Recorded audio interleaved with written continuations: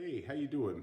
My name is Scott. I'm with America Billiards Service here in Arvada, Colorado, and today we're going to shoot a little bit of a video. We're going to show people how to measure a pool table.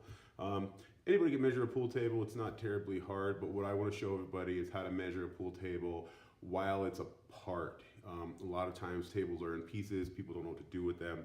So what we do is tell them just to grab a tape measure, measure on the top rail. Measuring on the top rail is pretty much the easiest way of going about it. Basically what you do is you take a tape measure, you get it out, and you go from site to site. Measuring from site to site is actually quite easy.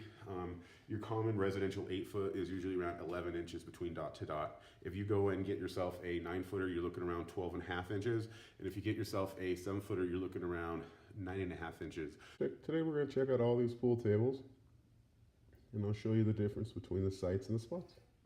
On this Brunswick Contender table, you can see right here from site to site, we're right at 9.5 inches. On this Conley pool table, you can see we have a round site. On this one again, it's going exactly at 11 inches. This is our 9-foot pool table. This has a double diamond sight on it. This pool table does show 12.5 inches apart from site to site. Again, just furthering my point, I suppose. All right, so that wraps it up for us here. We're good to go. Thank you for watching this video. Please like and subscribe if you want to see more of these. Otherwise, have a great rest of your day. Bye.